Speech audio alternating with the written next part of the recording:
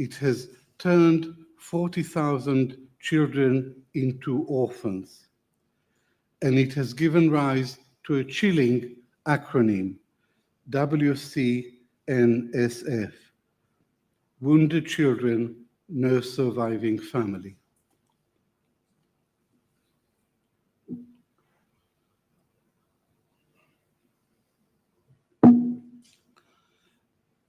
Statistics convey some of the horrors of Israel's genocidal attack on Gaza.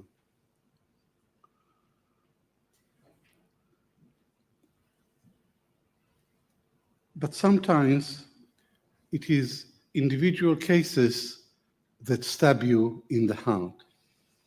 And one example is Dr. Ala Al-Najjar, a pediatrician who works in the Nasser Hospital in Khan Yunis.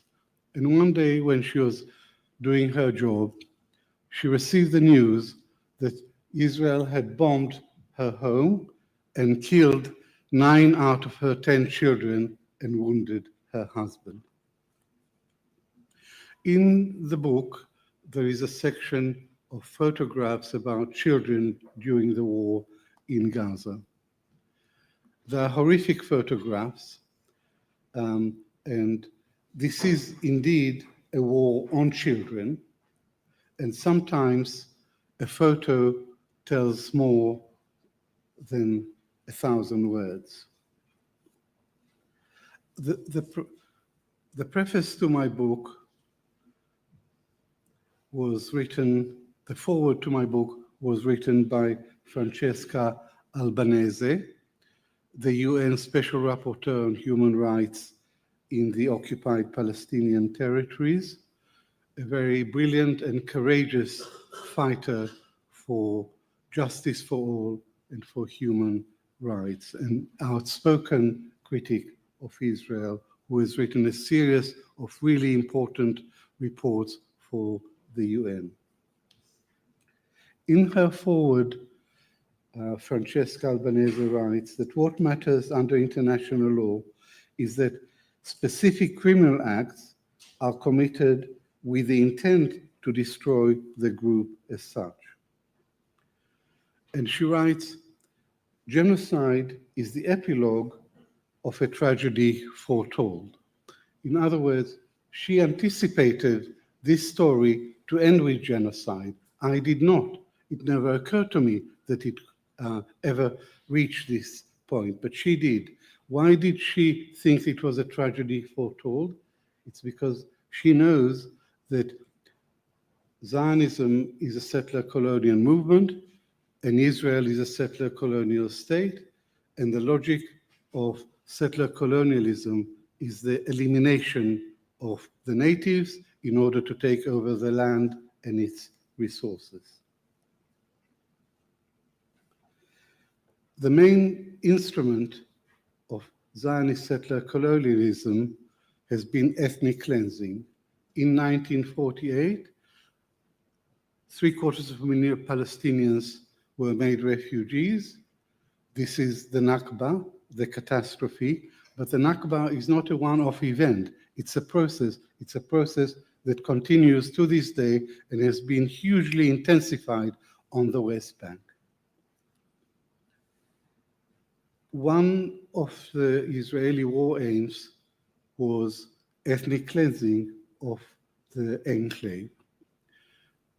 And an Israeli government report was released, was revealed, which showed a plan to depopulate Gaza.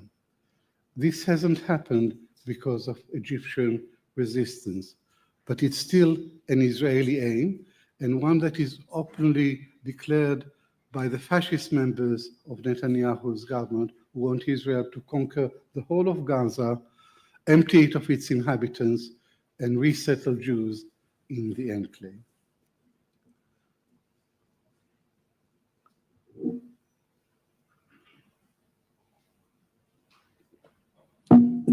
Having failed to carry out the ethnic cleansing of Gaza, Israel has resorted to genocide, to killing the people. And you may say that genocide is the last resort of the frustrated ethnic cleanser. Britain bears a historic responsibility for the tragedy of the Palestinians. The Israeli-Palestinian conflict was made in Britain. It was made by Britain because Britain issued 3 incompatible promises during the First World War, the most important of which is the Balfour Declaration of 1917. This declaration pledged support for the creation of a national home for the Jewish people in Palestine. A national home was a euphemism for a Jewish state. In 1917, the Jews were 10% of the population, and they owned 2% of the land. So the Balfour Britain enabled the Zionist movement to embark on the systematic takeover of the whole of Palestine, a process that continues to this day. The cornerstone of the British mandate in Palestine was to prevent elections until the Jews became the majority.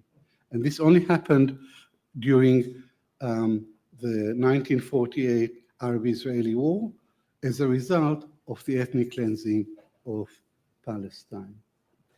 I would argue that the current war in Gaza is a direct result of the Balfour Declaration.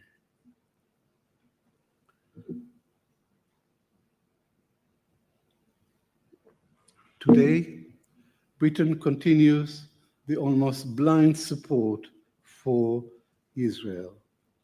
It does so by offering Israel diplomatic protection, intelligence cooperation, and most importantly, arms supplies.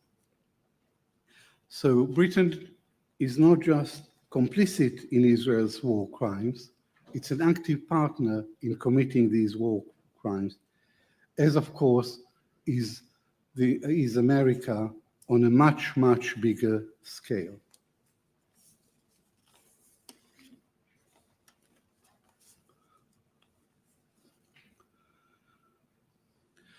The Hamas-led attack on the 7th of October 2023 was roundly condemned as a terrorist attack, and inasmuch as it was directed against civilians, I also condemn that attack.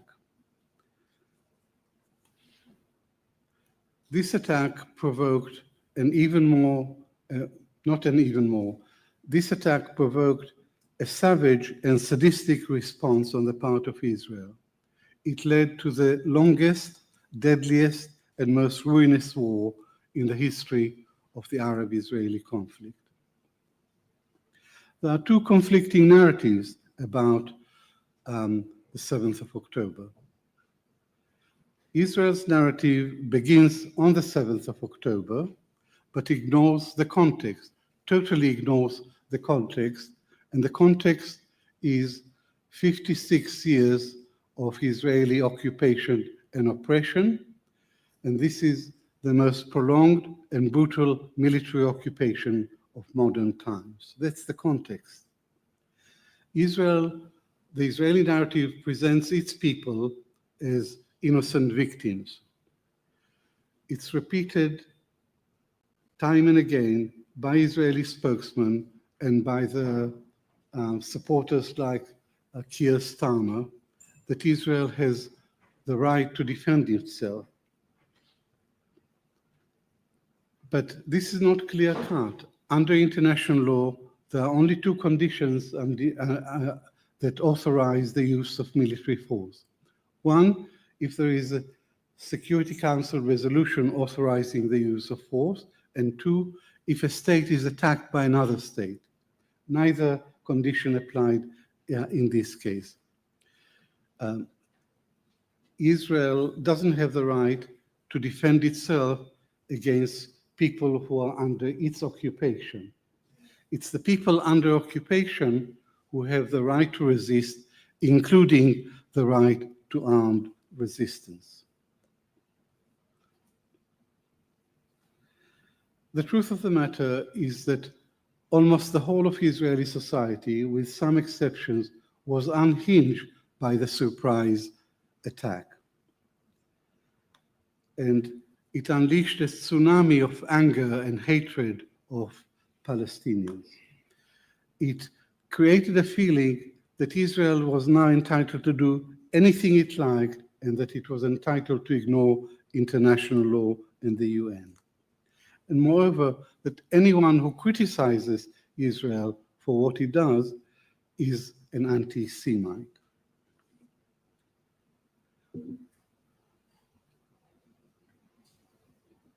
The Israeli propaganda machine went into an overdrive, spreading massive misinformation, lies, exaggerations, and outright fabrications, like the story about the 40 decapitated babies. Israeli spokesmen lie all the time. I listen to them very carefully, and it's very, very rare to hear an Israeli spokesman who speaks a word of truth.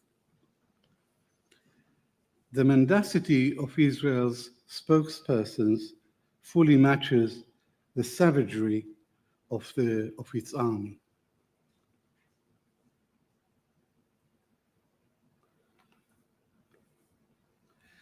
The Western media relies far too heavily on the Israeli narrative of this conflict. Israel, of course, bans access to journalists to Gaza. So journalists are unable to verify the Israeli account of events. The BBC is particularly guilty of partiality towards Israel. It has excellent reporters, but cowardly bosses. It has been aptly described as lions led by donkeys. The Western media seriously underreports the Palestinian narrative, and it hardly reports at all the Hamas narrative.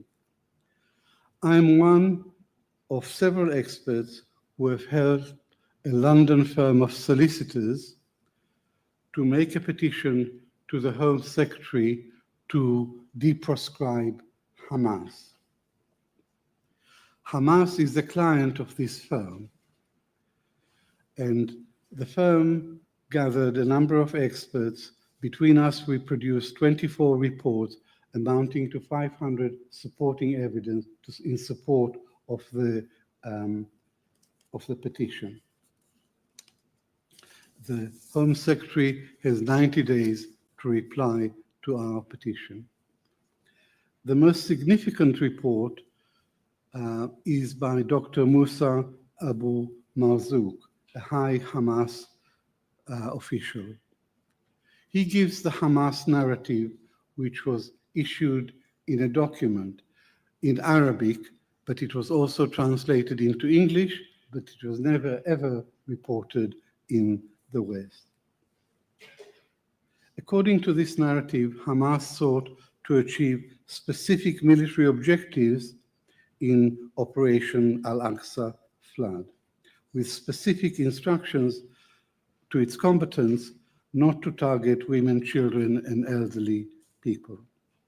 Hamas admits that deviations from these instructions occurred, and it is prepared to cooperate with the International Criminal Court or any neutral international body in an independent and transparent investigation of what happened on that day. This position stands in sharp contrast to Israel's stubborn refusal to allow any independent investigation of the multiple war crimes committed by its army, and above all, the crime of crimes, genocide.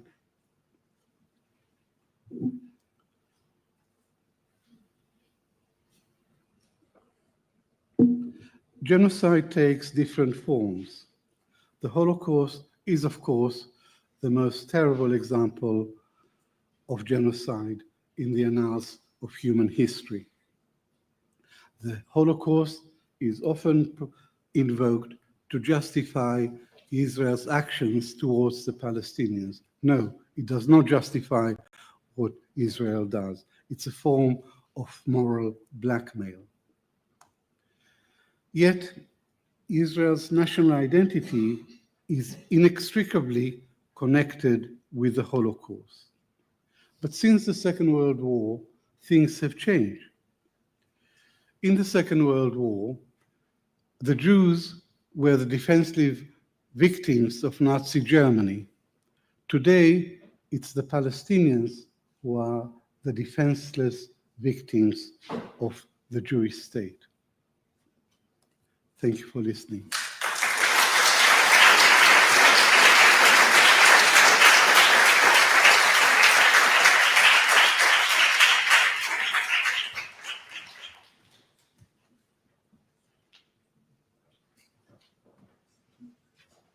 Thank you, Professor Avi. That was brilliant as usual.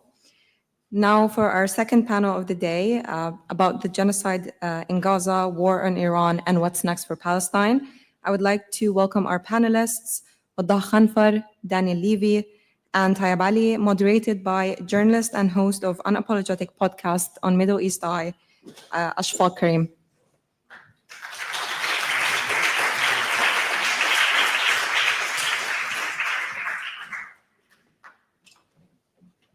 Good afternoon, everyone. Daniel, I've been told, is going to be with us soon, so he'll arrive and put himself in the center, I guess. Thanks, everyone. I'm honored to be here with Wadah, Tayab, and soon Daniel. I think all of you know who these three gentlemen are, but I'll just briefly introduce who they are. Wadah is Executive Director of Al-Sharq Forum, commentator, intellectual, thinker, and former Director General of Al Jazeera. Tayab is the head of international law at Bindmans. He's also the director of ICJP. Daniel Levy, who I think may be walking in soon. He's a former negotiator under Yitzhak Rabin and Ehud Barak, and is the director and president of the US Middle East Project. I was going to start this with a question to Daniel, but I'll first go to Wadah. But I just want to premise the frame sort of the conversation that we're going to have. We've already dealt with the media, and there was a whole session and panel dealt to that, and Avi Shlaim has in a detailed way, put forth the case for genocide. But there's really three pillars outside of that hold up the genocide. There's the Israeli society, there's the idea that Israel is a garrison state, almost a depot for military equipment, as Hamid Dabashi has recently said, and it's allowed to be aggressive in the region. And then thirdly, obviously the lack of accountability and sort of the international atmosphere that underpins that. Daniel, thanks for joining us. I'll give you some time to settle, so I won't come to you first. I'll go to Wadah. And I mean, hopefully. Wadah, just to start off with you, tell us about the history of Israel as a garrison state. It's now been acting out. I mean, while it's been conducting this genocide, it's attacked Lebanon, it's attacked Yemen, it's attacked Syria, it's attacked Iran, and it seems to be completely out of control. Tell us how that is linked to sort of how Israel has been able to been allowed to conduct this ethnic cleansing for 77 years. Thank you very much, and I appreciate this occasion to speak at ICJP. And this is the second time, actually. Third time I'm in this hall. So let me go back with you to the year 1100, which is important. Yeah, because a lot of people don't go back so far. In the year 1100, there was a gentleman called Baldwin the First. I don't know if you hear him or not. But then, by that time, by the way, he was a very important, famous guy. Every headline in every newspaper, every magazine, every TV station, every Instagram had his photo. Baldwin the First established what's supposed to be the eternal Kingdom of Jerusalem. Okay? And he declared that history has been corrected. And again, the Holy Land is in the hand of the Crusaders, and therefore, from now until the Day of Judgment, this land will continue to be controlled by the Crusaders. In order to confirm that, he built the most amazing castles in the region. And some of them, until today, stand as amazing buildings. You know, really, one of them, of course, is the Shobak. It's called the Shobak Castle, if people are aware of it, which stands as one of the most amazing. And it was supposed to be the series of castles on the river of Jordan in order to protect the state, which was formed at that time forever. The castle still exists. Baldwin did not survive the century, and his kingdom disappeared as quick as his two successors took over that kingdom of Jerusalem. 100 years later, a little bit, another gentleman decided to correct history in the Middle East. His name is Hulaco. And this time, he wanted to erase the civilization by taking over Baghdad and destroy it totally, a total genocide of the population of Baghdad and the rest of the major cities after not very long time, to his offspring becoming part of that region, embraced Islam and being digested by the flow of history in the land. Embraced Islam and being digested by the flow of history in the land. Many others tried the same. Napoleon Bonaparte also, he tried to civilize Egypt, if you remember, with his magnificent army of soldiers and scientists. When they took over Egypt, to civilize Egypt and bring enlightenment to the region. He survived 3 years and he was humiliated and kicked out.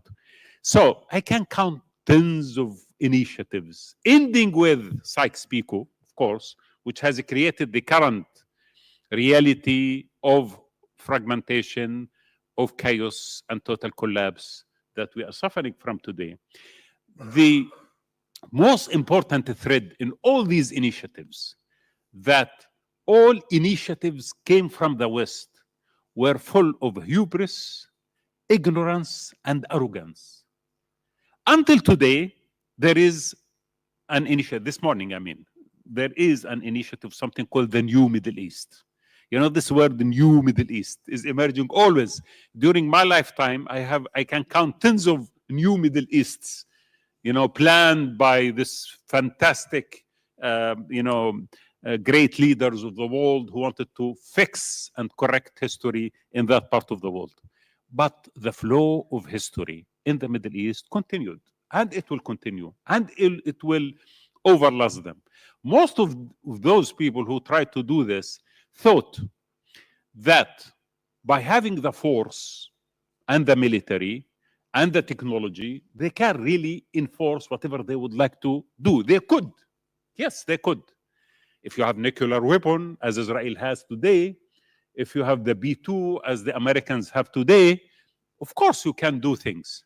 But that will be registered as anomalies in history. It will be exception.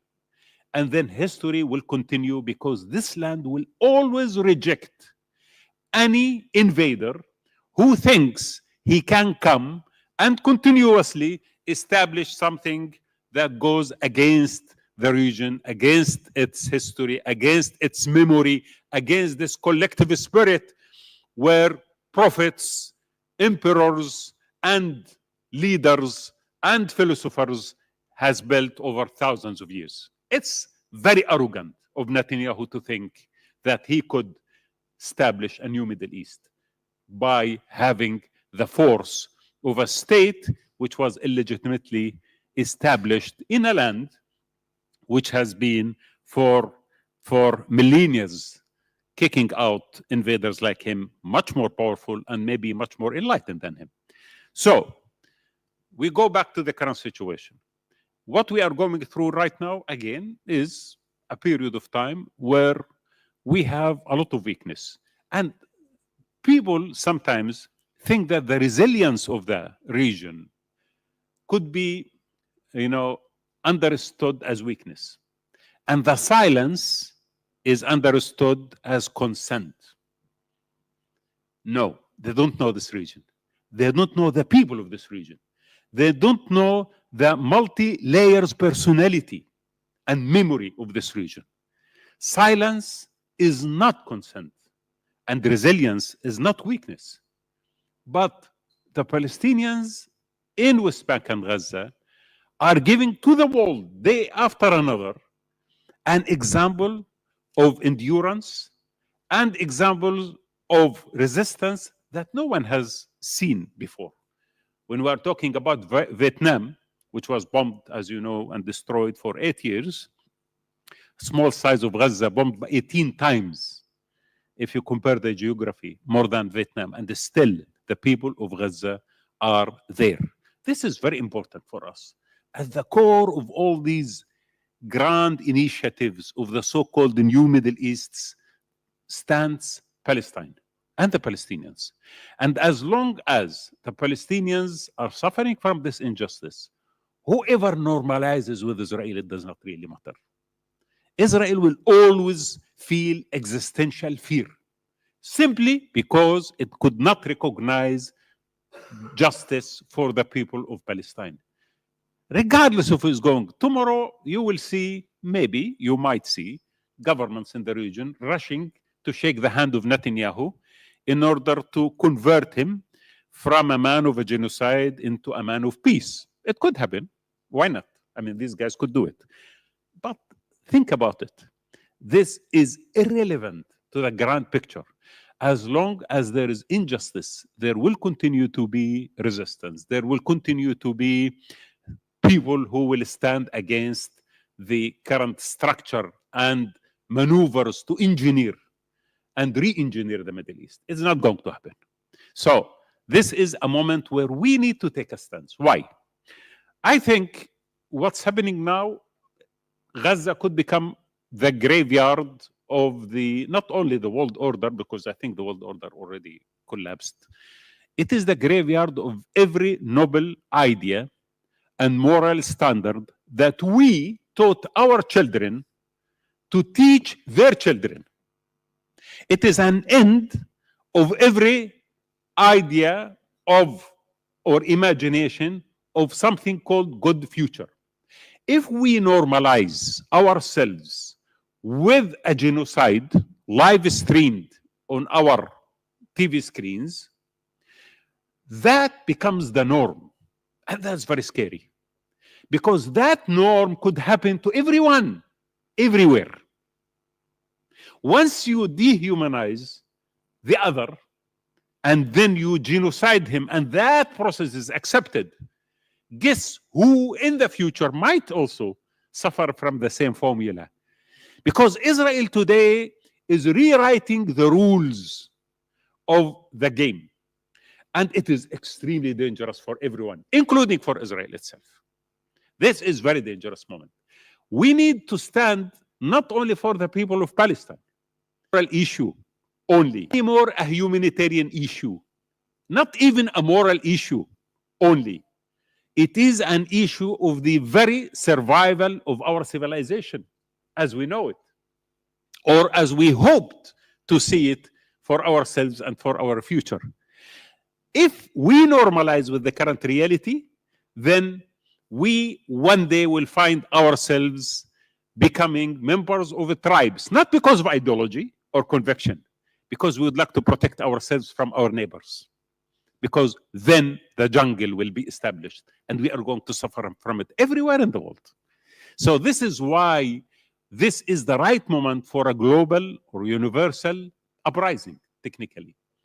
Not for Palestine, for keeping this dream of just world alive. The dream. I know that most of the regimes and the establishments across the world, especially in the West, are partners in this genocide. I don't count on them. I've never counted on them. I don't think anyone should count on them anyway.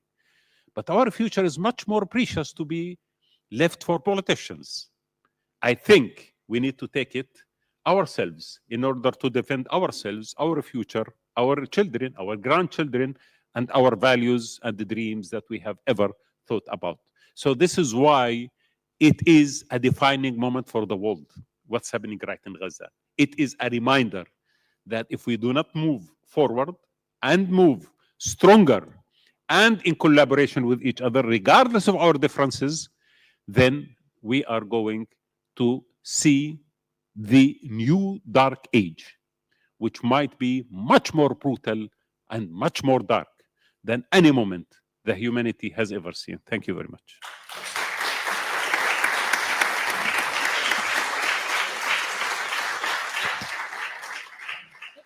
Thank you. A lot to think about. Then we'll return to some of those issues you mentioned, specifically about normalization and the future and how that would pan out.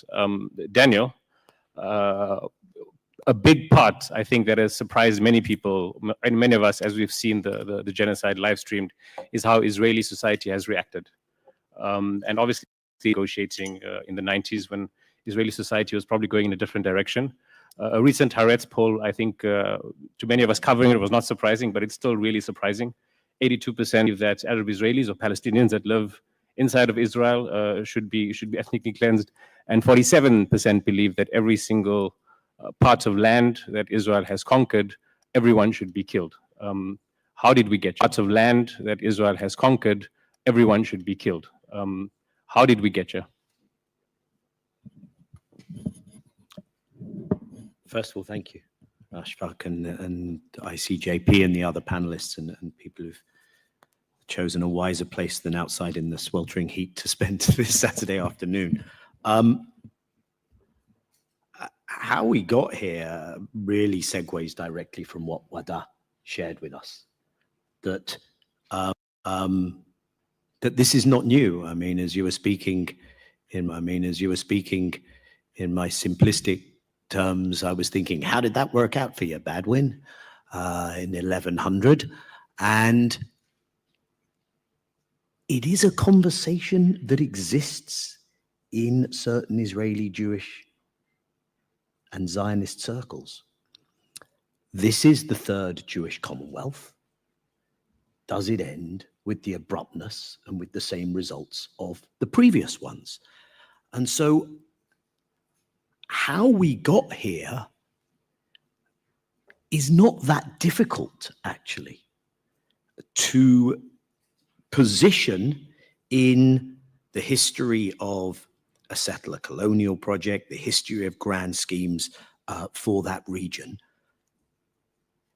I would, though, say this: the extremity of where we have reached, of what we see every day, and of what that polling speaks to. And in a parenthetical, I'd say on that polling, that it does speak to the genocidal turn that Israeli society has taken. I think it also speaks to something that is not unique to that place, which is people experience a lot of cognitive dissonance in a time of dramatic turmoil and conflict. So you'll also get, you know, a majority who would say, bring the war in Gaza to an end, which isn't the same, which doesn't contradict also wanting to physically remove everyone. But if I were to locate the extremity of this, yes, I would do so in that society, but I would do so also in the context in which it's operating. And I would link it to something that for me was interesting rather than just a gotcha moment, which is what the Canadian Prime Minister Mark Carney said a couple of days ago. He described what a two-state solution in Western parlance might look like. And he said, a Zionist Palestinian state, if you like. Now, my reaction wasn't, oh my God, Mark Carney must be the worst human being in the world or the most dumb guy in the world. My reaction was, this is fascinating. Here is someone who, you know, is clearly smart and learned and not steeped in this region or its history. His thing is economics. He was the governor of the Bank of England. He's become the Prime Minister of Canada. And he obviously had some inkling of what was going on, but is you know, learning on the job. And he obviously heard from his advisors, knew a little bit, heard from other Western leaders, and he processed it in his mind as, okay, I see what you mean. The Palestinians basically have to accept their dispossession. Now, I'm clearly putting words in his mouth, okay? Or at least in his thought process. That is what the West is offering, a Zionist Palestinian state. That's not a state at all, and its parameters are defined by those who dispossessed it and those who made that dispossession possible. So this was actually a moment of accurate reflection of how the settler colonial entity with its colonizer backers views the future of that region. And I think that's a crucial plank in trying to grapple with the answer to your question. And it has helped take Israeli society in a direction where, you know, this is very much ties into what you said, Wadah, where it is zero sum and it is overreach. And somewhere in there may be an awareness that having done everything they've done to the Palestinians, they have to go the whole distance, because this will end as those other you know, attempts at imposing Western fantasies. Now, the other fascinating thing, you know, fascinating in the sense of dreadful, but in that respect, was the ease with which those Western leaders who were beginning to feel some pressure to talk a slightly different language about Gaza in the days leading up to Israel's unprovoked act of aggression and violations of the UN Charter vis-a-vis Iran. In the days leading up to that, you know, the sense of this additional layer of cruelty of turning aid distribution sites into slaughterhouses and killing fields, that they felt that from their public they had to react. They didn't do anything practical or meaningful. But then look at the language within minutes of Israel, a nuclear armed state, not a member of the NPT, conducting a military strike against Iran. Their first response was Israel's right to defend itself, the threat of Iran, and Israel as the victim. So they were right back in their comfort zone. And I talk about this because I don't think you can understand Israel without understanding the moral hazard that it has been encouraged in this journey by its Western backers, which is not to exonerate, I want to be very clear, not to exonerate Israeli Jewish society of the blame that belongs with it. And then maybe just in further reflecting on this,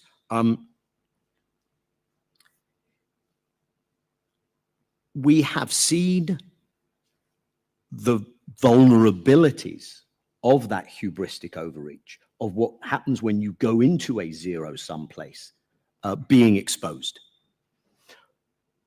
Now, that should not take us to a place where we misinterpret or wrong size or consider that this is a paper tiger. Evidently it isn't. It has got away with 20 months of genocidal action. There has not been an effective deterrence against that. The fact that the pain threshold of Israeli society that we saw during the Iranian missile strikes, the depletion of interceptor missile stocks, the question marks about the resilience don't change that fact, that there has not been an effective way of stopping this.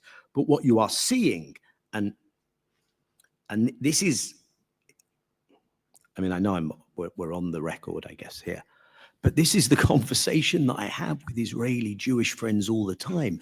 Do you realize that once you set this equation up as zero sum, it's them or us, how comfortable and guaranteed can you feel that it's the them who end up on the losing side? Do you have no sense of history? Do you really only understand Arab society through the interpretations of your neoconservative and Orientalist and co-opted friends who have no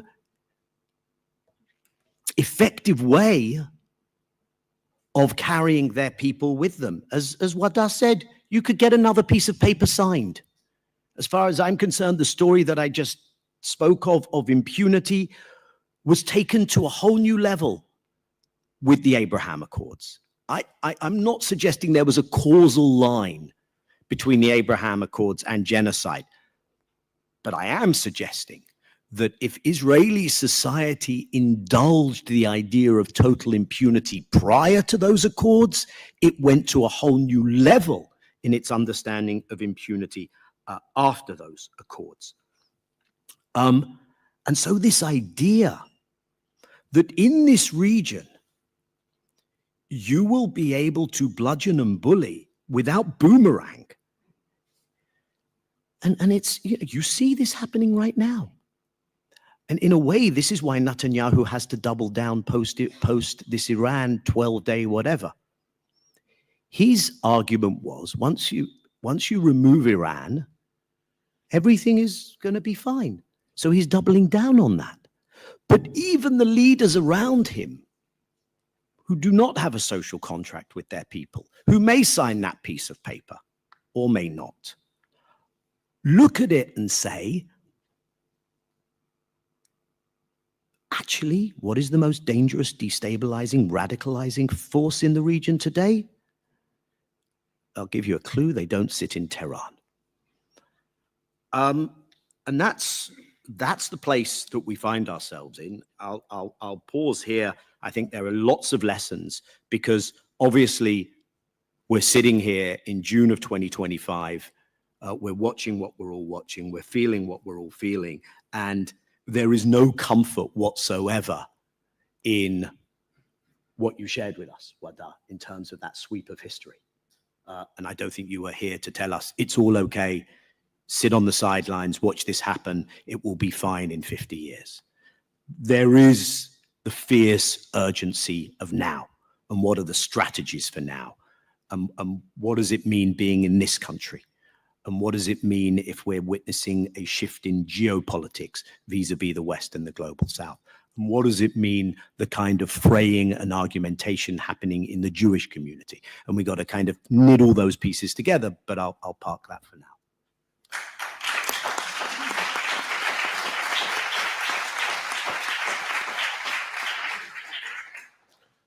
Thanks, Daniel. Tayab, I mean, Daniel mentioned that it's been 20 months. It's June 2025. I think what we as normal people who see this, we probably think, how on earth are the Israelis getting away with this? Tell us what accountability, why it hasn't worked, will it work? Should we, any of us still kind of like have any respect for this thing called international law? What's your thoughts on that? I mean, it's really difficult for me to speak about law. Especially the day when I drove to the Blackwall Tunnel without paying the £2.50 and got a £90 fine. The law was enforced pretty well that day. And when I was coming to this place and I was running late and I thought, well, 70 miles per hour, does it really matter anymore? Shall I go 80, 90, 100? And I thought I better not because the law will be enforced. And that's the point of the law. That's the point of the law. The point of the law is to regulate my activity, your activity. And the point of international law is to regulate in the activity of states. And I'm going to pick up on two things, or just what I said, world order has collapsed entirely, or is it just that we're seeing the way it was designed to be? And I think that's probably more accurate. And Daniel used the word zero sum, is that if we, and I say we, and I mean because we're part of that, and I'm a British citizen in the West, Palestinians, what's the guarantee for Israelis that what's the guarantee for Israelis that the same what happened to them. Well, guess what it is? It's international law.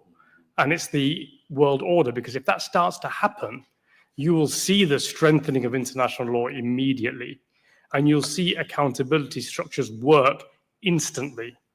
And you'll see the world of the Security Council move to prevent that from happening. And so what that teaches me as an officer of the court is that actually I live in the belly of the beast. We are the problem. And we are allowing our states to behave in the way that they're behaving. And there's a danger in that. And the danger in that is not just the breakdown of the world order or the rule of international law, but look what's happening in the United Kingdom right now. A group of people who formed a group called Palestine Action decided to take direct action to enforce the law through protest. And I say enforce the law because what they did was they saw their government not complying with their international obligations. And so they took direct action against this state in order to prevent this state, the United Kingdom, committing criminal acts by supporting Israel's genocide in Gaza. And the British government has decided to move forward and prescribe that organization. And that's an indicator that this state, the law within this state, is starting to break down. Because what you'll see happening, as almost guaranteed, is that Palestine Action will not be prevented from carrying out direct protest once it's prescribed. I can almost guarantee that, not because I have any special knowledge, but because what will have happened is that people will see the repressive nature of this state, and other people will start to behave in the way that Palestine Action behaves.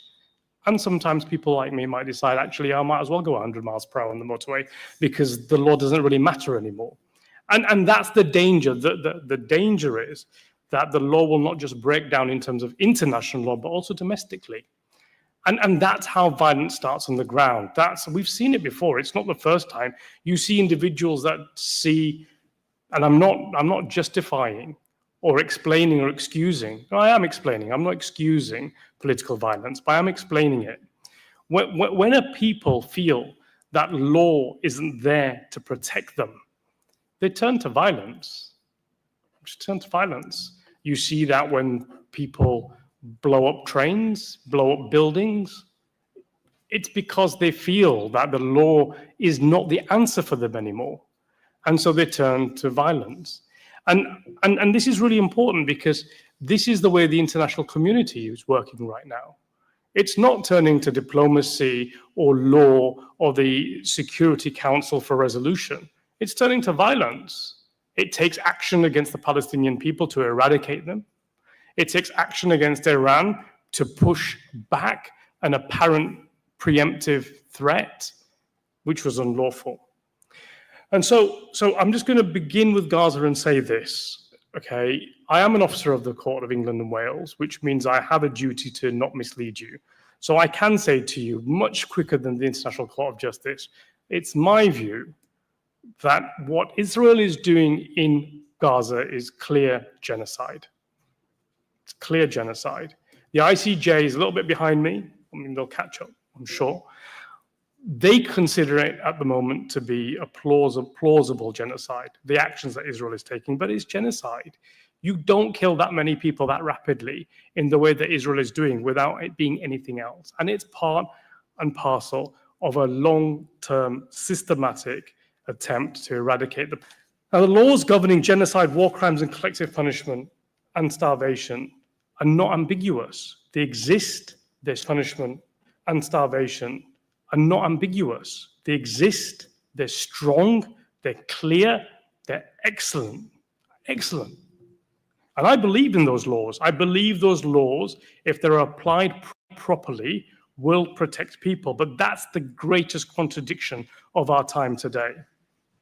It's that it's being misapplied and it's been selectively enforced by the West, the United Kingdom included in that. Keir Starmer specifically named in that. You know, he recently apologized for using a reference to strangers.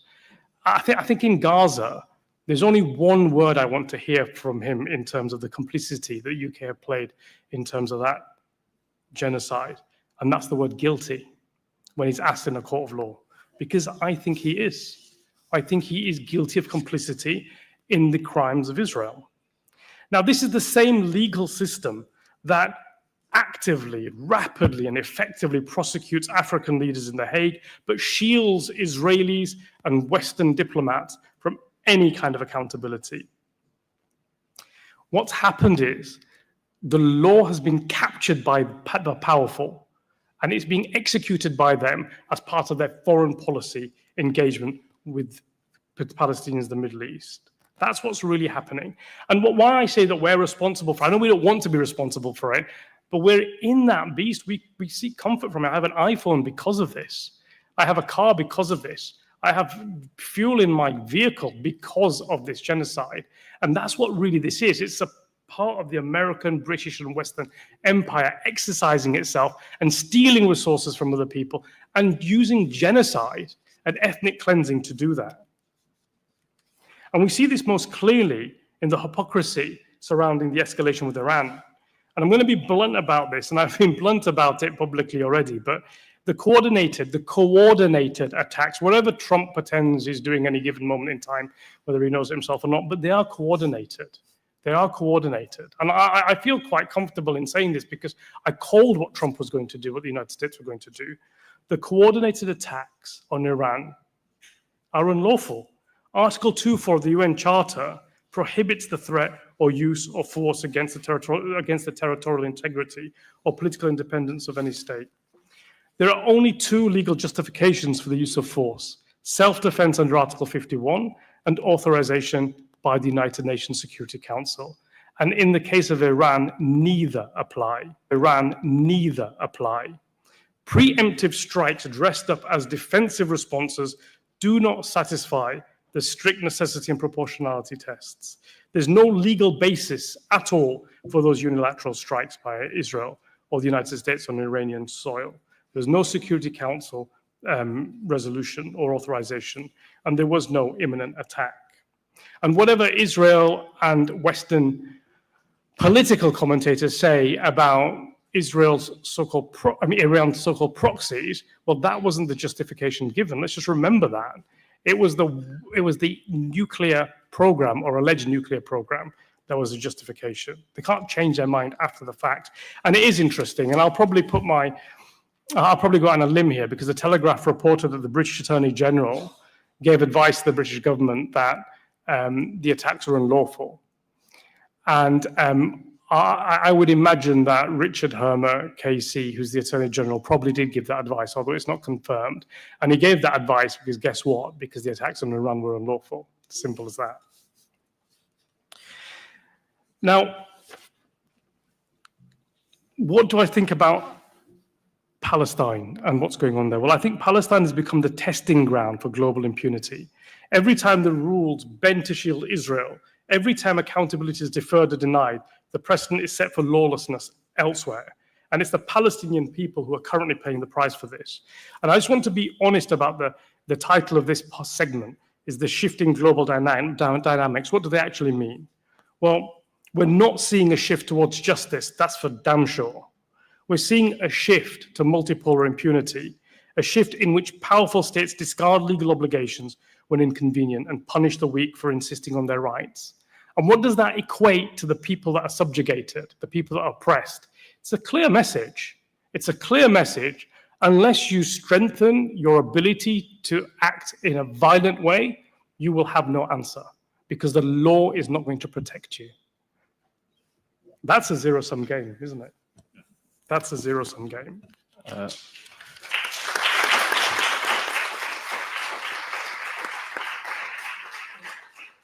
Thanks, Tayab. Earlier on, you mentioned that this project, Israel, as it's continuing, as it's going, not trying to assimilate in the region, just won't work.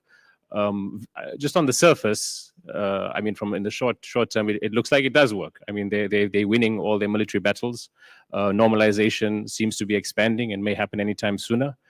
Tell us why that won't be sustainable, and also tell us, kind of, I think most people sitting in the audience trying to want kind of a read on what happened in Iran, why that happened. Was there something beyond regime change and taking out the nuclear sites? Give us what's your read on that, and it kind of ties to the question because it is related to normalization and the fact that Iran does sit outside of the region in terms of diplomacy with Israel. Thank you. So let us take the current situation that we are in right now, the attack against Iran. Now, okay, the Israelis could claim that mission accomplished. By the way, this word mission accomplished again should be added to the lexicon of the region. We had many missions accomplished. If you remember, George Bush mission accomplished in 2003 and many others. So, okay, they did whatever they have done so far, but see the consequences of what is happening in the region. The confrontation or the war, the genocide against Gaza that started after 7th October, right now is converted into another game. It is a bigger geopolitical one, and that's very important. So you hit Iran. Of course, there is no clear conclusion right now to what has happened. Maybe with time we will know exactly, but most likely that did not end, or it is not going to end the Iranian nuclear project. It might accelerate, actually, the Iranian quest for nuclear deterrence. Well, this is my opinion on this matter. But, okay, let us see what will happen. With time, things will be much more clear to us. Take the other parties in the region. Turkey has for a long time been seen as, in a way or another, not happy with Israel, doesn't like what the Israelis are doing, but there were some forms of balance between Turkey and Israel, and Turkey never regarded Israel as an immediate danger that they should immediately take action against. But the moment Iran was hit, 24 hours later, Erdogan announced that we are embarking on long-range missile program, because they could see exactly that you are dealing with a country, a rogue state, which could do anything. Given the fact that also the Israeli officials who are living the euphoria of getting rid of the first 24 hours, if you remember in Iran, they start talking about Turkey as the second target, and Pakistan, which has also a nuclear bomb. So if I will look at the region and I would foresee what's going to happen in the future, so I have more and more parties in the region feel threatened by the Israeli overreach and recklessness of using power. And that will create new dynamics. Turkey and Iran, for example, are not the best friends in the world for the last 500-600 years, from the Safavid time. But they understood that both of them exist in the region, and both of them should take into consideration everyone's security and safety. And if the Israelis thought that Turkey would be happy to see the Iranians being destroyed, they were totally mistaken. Because in that case, the vacuum created by the collapse of the regime in Iran will create turbulence to everyone, including to Turkey, which is suffering a lot from a lot of issues related to the Kurdish problems and many other, and Iraq and Syria and many other things. So this is one thing. The second, Israel is much more clear right now that without the American help can never survive. It's very clear to everyone. So the decapitation strategy, which they did the first few hours in Iran, thought to be the end of the game. But fortunately, it proven that Iran actually is resilient. Iran, definitely, I acknowledge that Iran did have major problems. The first one is the amount of infiltration that the regime has. And that could be fixed, by the way, because I think the networks are exposed and that could be easily fixed. And I think the Israelis are going to lose a lot on that front. The second one, the defense system, the air defense system was weak, very weak. And I think now Iran will be much more closer to China, where they could start dealing with Chinese defense systems that prove, lately, especially in Pakistan, India encounter as very efficient. So this is also Iran again is going to reposition itself in the region. And the third one, which I think Iran's strategy was deterrence, always. So Iran's strategy in dealing with Israel is deterrence. It means keeping itself distant using proxies. But with the current situation, I think that strategy might shift. So is Iran, in fact, destroyed, or is Iran sidelined as an enemy to Israel at this region? Or Israel has succeeded in putting Iran on another fast track towards becoming, much more aggressive against Israel, plus Turkey, plus Pakistan, plus many other partners, including the Arab world. The Arabs, for example, Arab countries, they are under very heavy pressure from Mr. Trump to have this new Abrahamic shield or Abrahamic Accord, whatever you call it, and everyone is going to, maybe some of them might join, but that will definitely destroy what is left of legitimacy as well of these regimes amongst these people, because now you are in front of reconciling with people who committed genocide, with Netanyahu government, and it's not Israel of 20 years ago that we are dealing with. It is Israel of Ben Gvir and Smotrich, those who are calling openly to kill the Arabs, not even the Palestinians, and to take over the land from the river from the Nile to the Euphrates, and to establish the David Corridor, and those who are quoting of annihilating, people. So imagine to what extent Arab regimes who might be forced to join Abrahamic Accords will be able to justify to their people what they are going to do. So again, another cycle of delegitimization is going to start. So this is why I'm saying Israel is not in a good position right now. And the last point, which I would like to mention, you have justified, the West, everyone justified G7 and everyone, they said, fantastic that we hit Iran because of the self-defense, and Iran has been developing the most dangerous weapon in the universe. What about Israel? This is the point, which is everyone is going to ask now from now on. Either this region is going to become free from nuclear weapons for all, or all are free to develop their own deterrence, which might be nuclear and some other things. So we are actually, with this move against Iran, we accelerated all these 4 tracks of destabilization. We are not establishing a new, peaceful, magnificent, lovely, I don't know, Mr. Trump's lexicon, Middle East. We are actually moving into much more dangerous Middle East. Thank you very much. Thank you.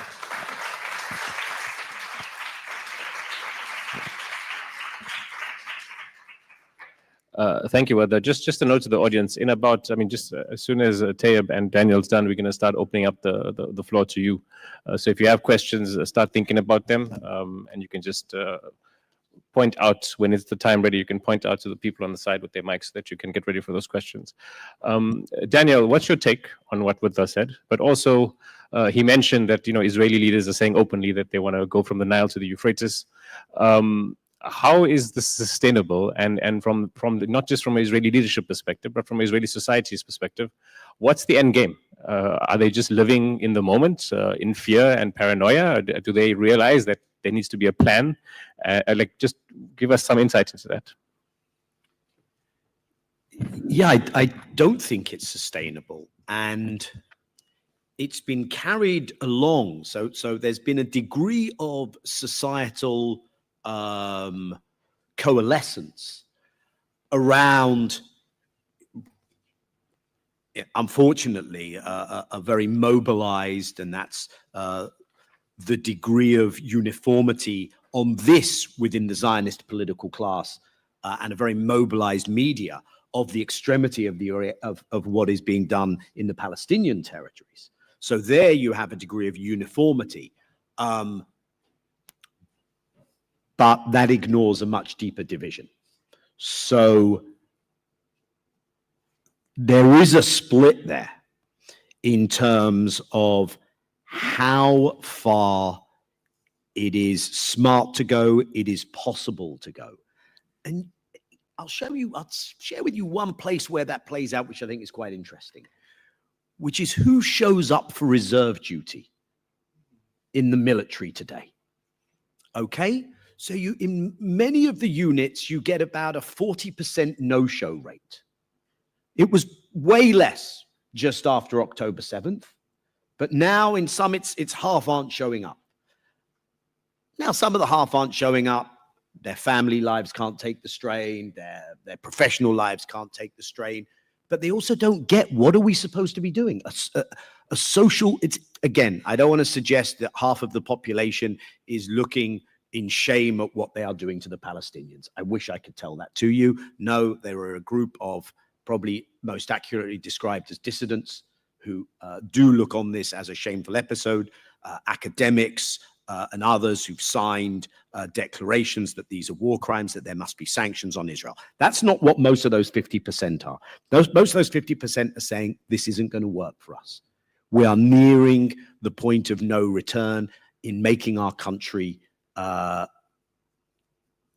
unabsorbable in this region. Ben Gvir and Smotrich will take us to a place, a point of no return. But, and this reflects who are the 50% who are turning up, in significant measure, ideologically buying into this.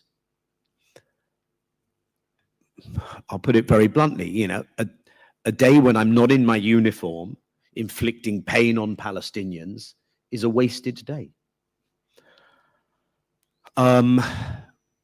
People who believe in that zero-sum vision, and money's being paid away, people for whom this has become their livelihood. Civilian work life was either less, and many, their previous civilian work life was either less enriching in that narrow sense, not only in that broader ideological sense. So when you ask, you know, what is behind this? Where is it going? Do people think this can end well? I think there's a division, but what you don't have is an alternative substantive vector in Zionist politics. No one, you know, you can look at the opposition, Bennett, Lapid. There's a leader of the old Labour Party, the Democrats, who is somewhat speaking, Yair Golan, who's somewhat speaking a different language. And I think it's at least worth acknowledging that. The majority of that political opposition is not positing a different way forward. Yeah, one of the interesting things for me is, look, I get it. If you're a real estate mogul, you would have I would expect you not to have a capacity for understanding sumud, for understanding the fact that after everything, the Palestinian resilience in clinging to their land, the attachment to that land in the first place. But actually, if you go back into the annals of Zionist history and you read Jabotinsky, who is the ideological forefather of pretty much the entirety of that Zionist political spectrum that I just described to you, the head of the revisionist movement, which was the right movement, the right-wing movement, which was the Iron Wall, Jabotinsky actually spoke in terms of there will be Palestinian resistance to a settler colonial project. He used that terminology of colonizer. Contemporary Zionist politicians seem incapable of acknowledging and recognizing what they're facing. And therefore, I think they get carried away with these ideas. And so what you end up having is Gaza, is what they're doing in the West Bank and East Jerusalem, the intimidation of the 48er Palestinian community inside 67. Obviously what we just saw in Iran, but you also have, you know, Israel is in Syria, is in Lebanon. And this comes back again to what Wadah said, which is the fragility of this hegemonic project. First of all, it would have been a rude awakening for Israelis, you know, not just to read Trump's social media post America saved Israel. You know, the Israeli Prime Minister Netanyahu spoke for so long that we will defend ourselves by ourselves. Well, what just happened? But it would have been a rude awakening to see the degree of dependence on the US. But if you're going to have pretensions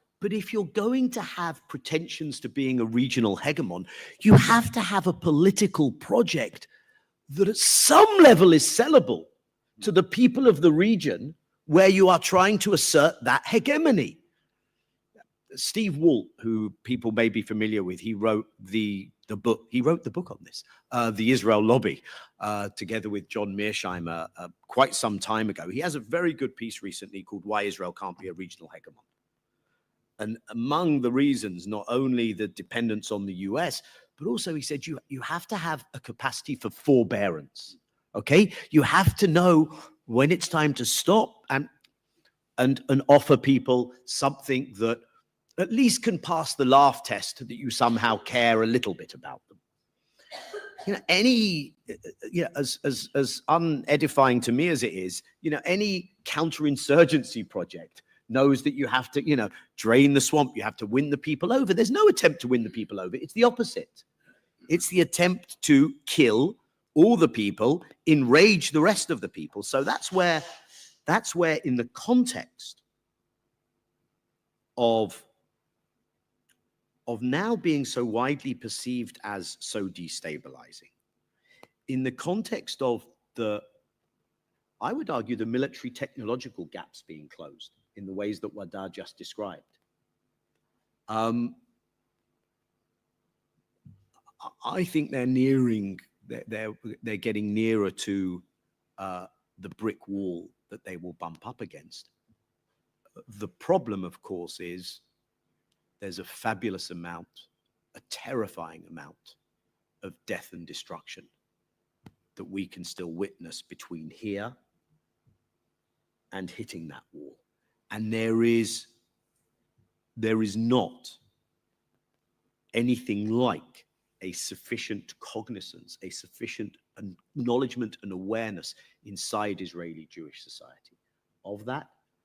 And again, I come back to a few things, but prime principle among them, you don't have, we haven't said it yet in this session, and I shouldn't be the one saying it, but I'll take the liberty of doing so.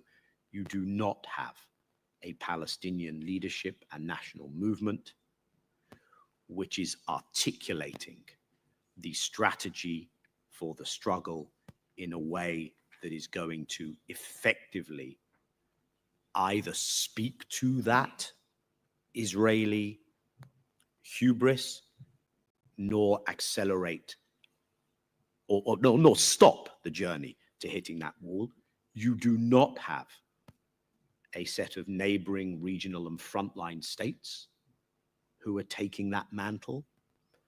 And you do have the continued indulgence of Israel's Western allies, which are encouraging this hubristic approach and refusing to do all the things that Tayab spoke about earlier and that need to be done, not just because that will impact Israeli society. And I insist on arguing that as long as Israeli society believes that this is cost-free and that they are a member in good standing of the club of Western democratic nations, and our leaders talk of them as a valued ally, and they see no palpable disincentive to doing this. They can travel here visa-free, even if they may well have committed war crimes. They can participate in international sport, in European sporting competitions. They are still sold weapons and can trade not just in weapons, but in everything else. As long as that is the reality in which they live, then, be fair to them a bit. It's hard to convince them that this is going to hell in a handbasket because they look at how they're treated by what they still consider as their reference models in the West.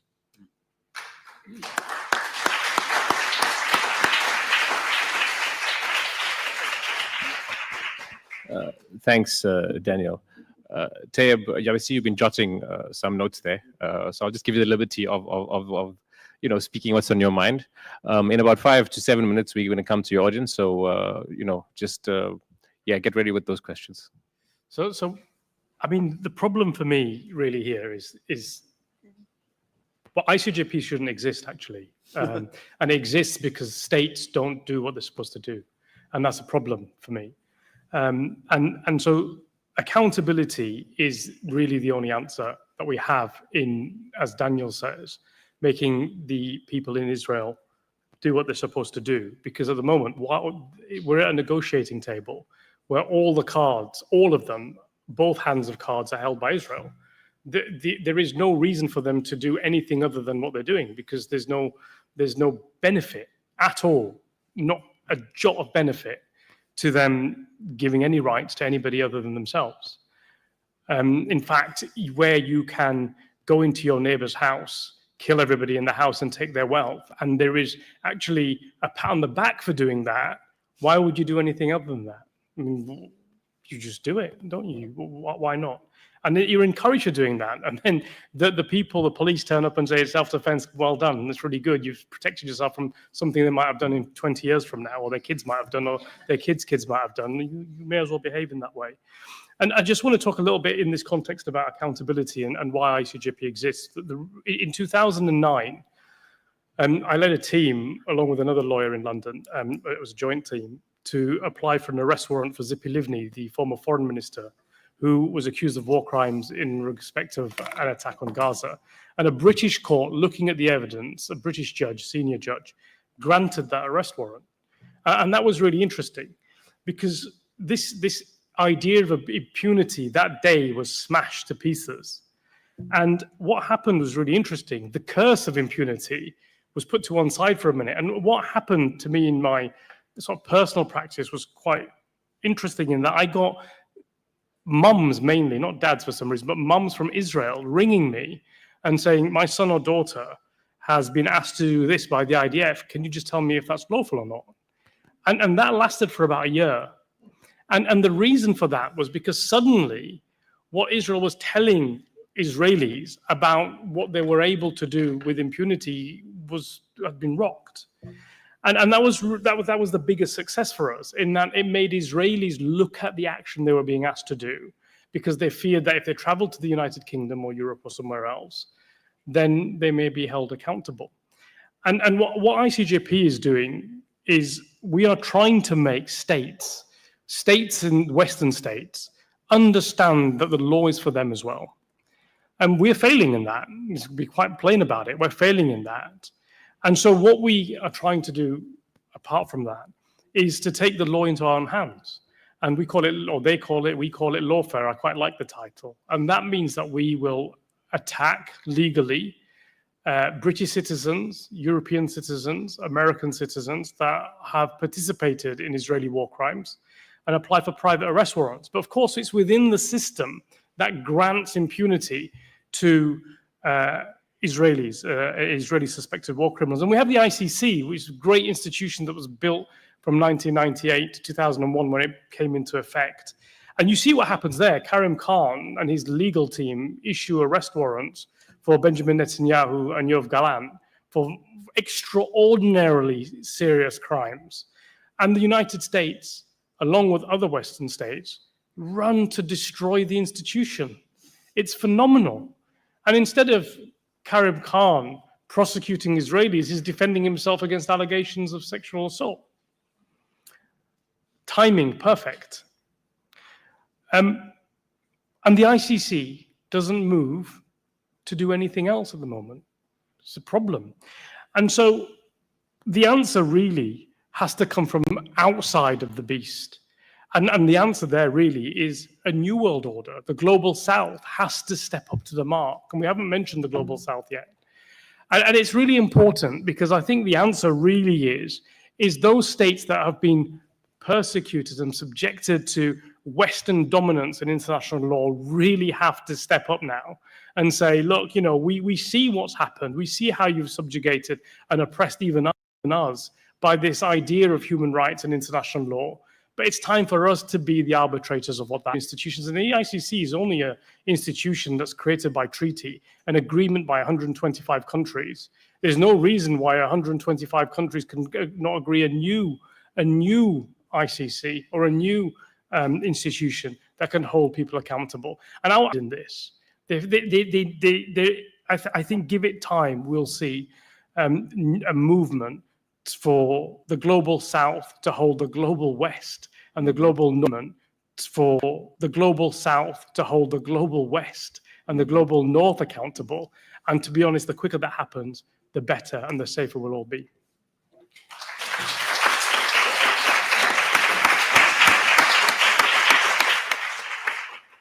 Thanks, Tayab. I see lots of hands coming up. So before I start going to all of you, I'm not going to take one at a time, but I think 3 questions at a time becomes confusing. So I'm going to do 2 questions at a time.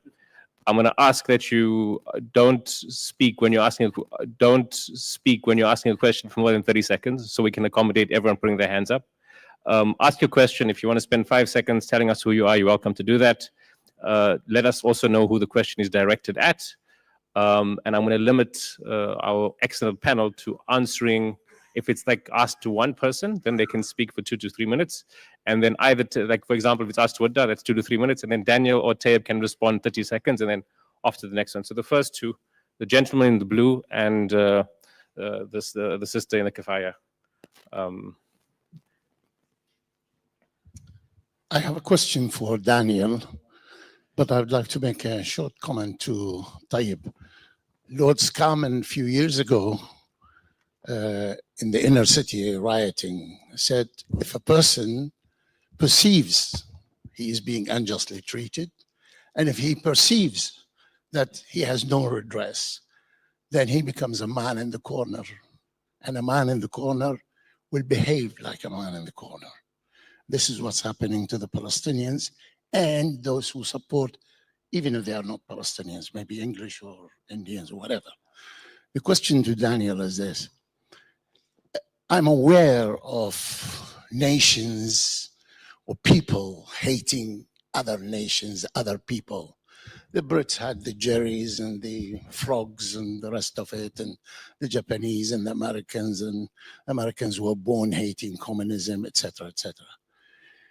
Can you help me to understand how can a whole nation, that's the people of Israel, and I'm not talking about Zionists or politicians or whatever, a whole nation is hell-bent on killing everybody else who's a Palestinian or an Arab or whatever. Please help me to understand this. Thank you. And just one more over here, and then we'll come to Daniel. Hi all. First, thank you so much for being here today, and thank you for your contributions. Second, I had actually already cornered Tayab and told him my question was going to be for him because it's quite legal specific. So yesterday it was announced that we will be hearing on the Al-Haq judgment on Monday, 10:30 a.m. to be specific. Because it's a rolled up hearings, we were expecting judgment earlier than the usual process, but this still seems faster than what we had been anticipated. Do you have any feelings whether that's positive, negative, that you're allowed to share? Okay, thanks for that. We'll come to the rest of you next. We're just going to get the responses. Daniel and Tayab, 2 minutes each, please, so we can get to the other people out there who are eager to ask questions. Okay, so I think first I would just caveat it. Like I said, there are exceptions. You know, even now when you're reading in Haaretz, soldiers giving testimony that we were told to shoot at these aid distribution centers, etc. So there are Israeli Jews who are exceptions to that. But how that applies to so much of society, your point stands. And how do we understand it? I think first we have to acknowledge that there is a degree of the pre-programmed in this. When October 7th happened, and Israel chose to talk about it in the terms that it did. The biggest atrocity against Jews, most Jews killed since the Holocaust. They were hitting a button. They knew they had prepared that button. The Palestinians did not conduct the Holocaust, but they had been so dehumanized, so wrapped up in that terminology. Yes, there was trauma, but there was learned trauma. Israel built so much of its identity on we are persecuted, these are the modern day persecutors, that you just hit that button.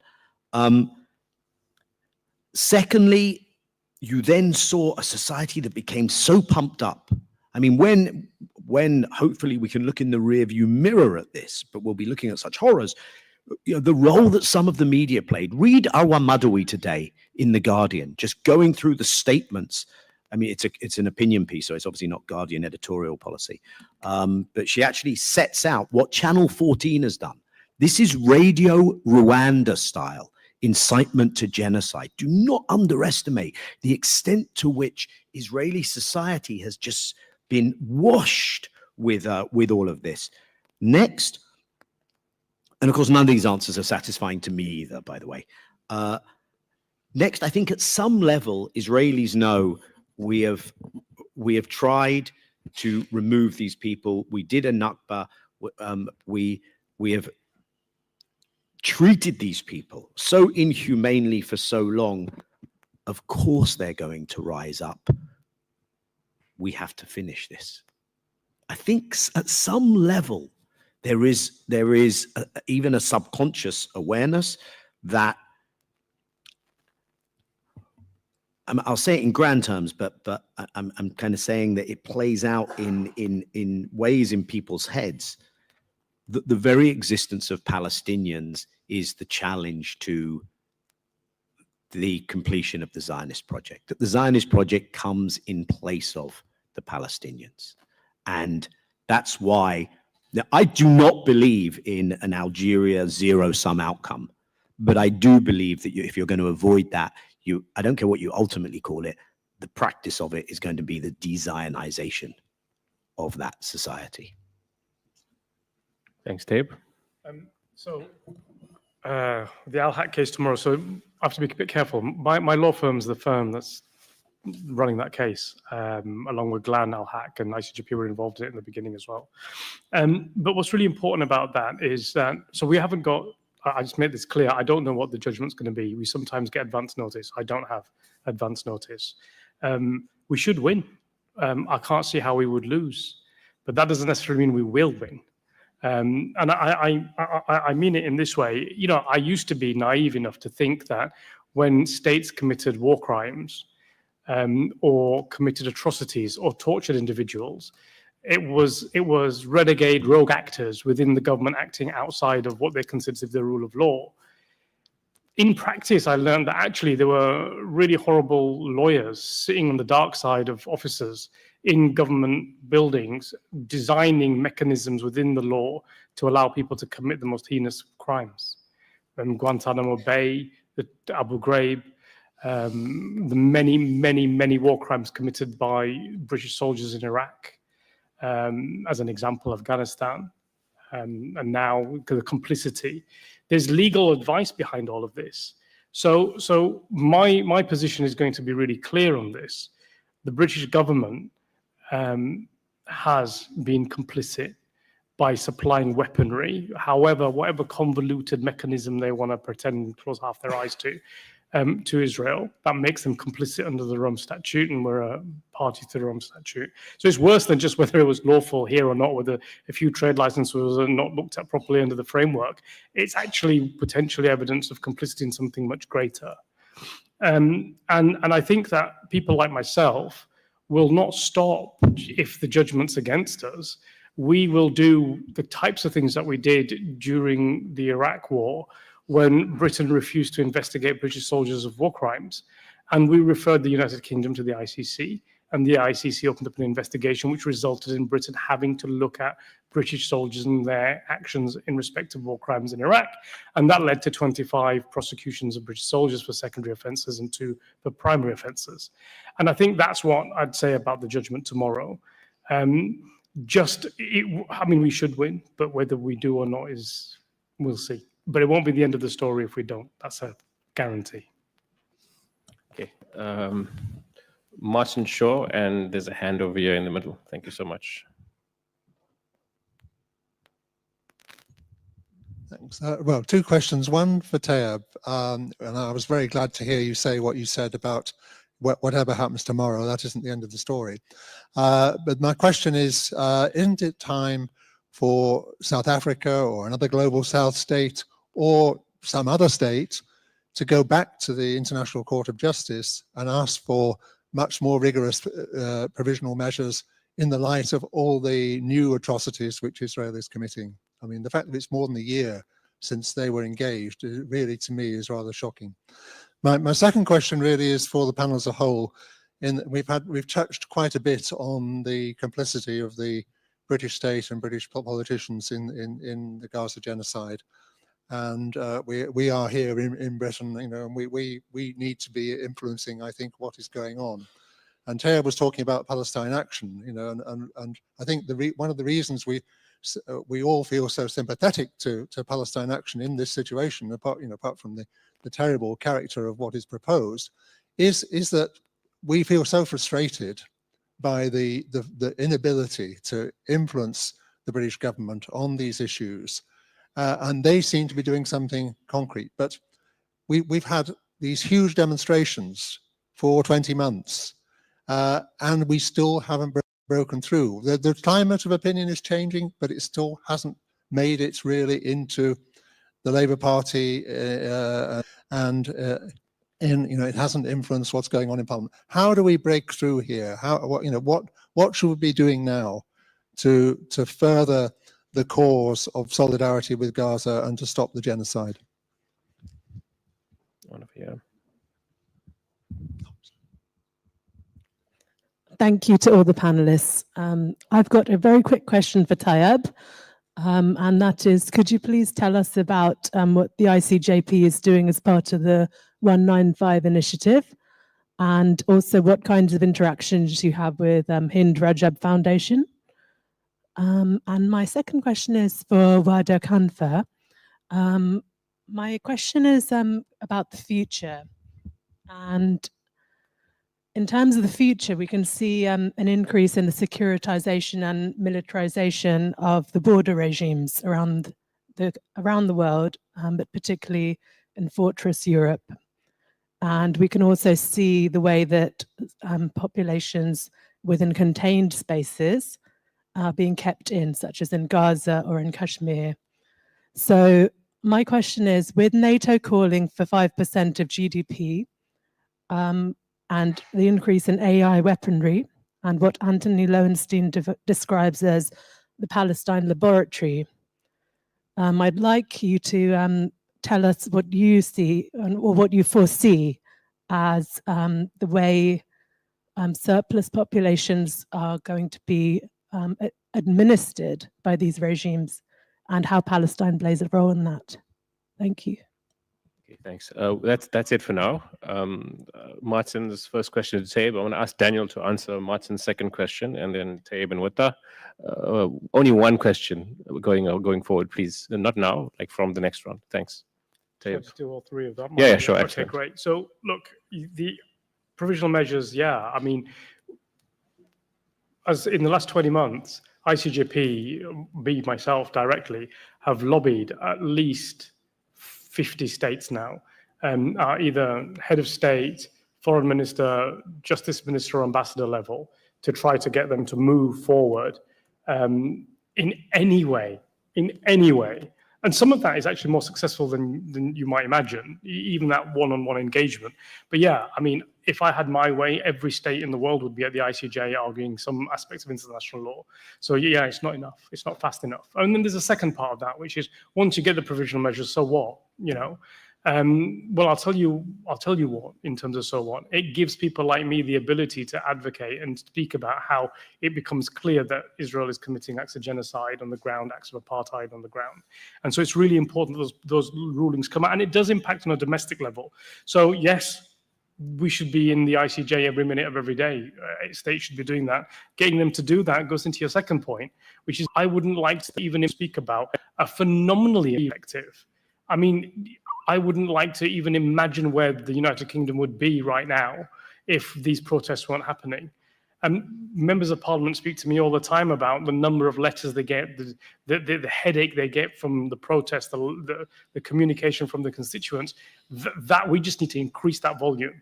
And we need to increase that and keep that going, because it makes a massive difference. Don't ever underestimate that. The minute we stop doing that, we have truly lost. And then Global 195. Well, Global 195 was designed specifically because of the attacks on the ICC and the fact that we thought that the ICC might not be able to do what it's designed to do. And so what we wanted to do is we wanted to create a civil society infrastructure globally that would make whatever happens to the ICC relatively irrelevant. And so what that meant was that we would create a framework in 195 countries across the globe. And we would have legal teams sat in those countries ready to try to force their police forces, their prosecution services, their governments, and if not, in a arrest warrant direct action type way in court, to make it difficult for suspected Israeli war criminals, and for that matter, any war criminal, but suspected Israeli war criminals from the ICJP's perspective, to go to that state and feel safe and secure, and safe and secure from prosecution, that is. And, you know, I saw these videos, or we saw these videos of people, Israelis going on holiday and being harassed by individuals. I didn't particularly like that. That's not really where this battle should be. The battle should be that person should be harassed by the police, by the prosecution service, and by the courts in that country. And that's what ICJP is designed to do. Hind Rajab Foundation is an important organization. I have a lot of time for them. And I think there should be 1 million organizations like ICJP and Hind Rajab all around the world doing this. It's a collective effort. Where states fail, we have to step up. Thanks. Wadah? Thank you. Why the current moment is very dangerous from a world order perspective or disorder perspective. There are 3 things happening at the same time, in my opinion. The first one is an end of a civilizational cycle. The Western civilization, which has dominated the international scene for the last 200 to 300 years, has reached the final stage of decay, in my opinion. At the heart of it is the total corruption of the ideals of enlightenment. And of course, what we see today is a projection of that. You know, it has been going through that. Before, we used to see this in the global south, in the colonialized, countries. But within the Western societies, at least there was a level of upholding law and democracy. Today, the corruption is actually going deep into the system within the societies itself, not as it used to be before, because that was one of the most important facets of the Western civilization. So you deal with the other different from what you deal with yourself. So that is, in my opinion, this cycle is in a way or another losing momentum and going into a total, decay. Simultaneously, we have also levels than civilizational orders. Civilizational cycles are much longer within, but also at the same time, we have this world order collapsing at the moment as we see it. So this vacuum created between the collapse of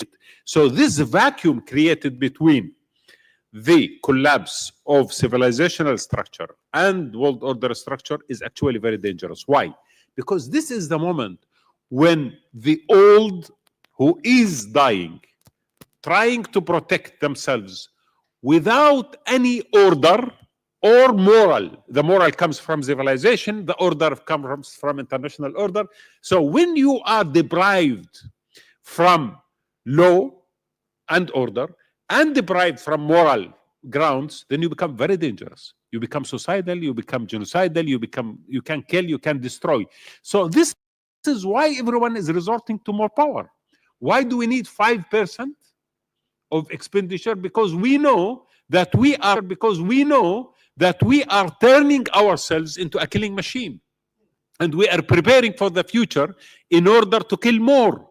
And this is why, because we have fear. We have deep fear, existential fear, that we are losing grip on power, grip on the hegemonic superiority of the world. We are scared of China coming up and scared of everyone else. And therefore, let us try to do whatever we could to preserve what cannot be preserved. And this is why we are heading towards that kind of dark age, in my opinion, unless another force in the society, those who are still believing in the ideals of enlightenment and the moral standards that created for the last 200 years within the Western societies, step forward and try to save the West and save the world from this deterioration. The last point which I would like to mention here is, in fact, I would argue that this is a moment which is great, not only for Global South, for everyone. You see, I belong to Arab Muslim, civilization. So I classify myself as one of the Global South, but also coming from that. We failed, I must say, we failed to upgrade our belief system, let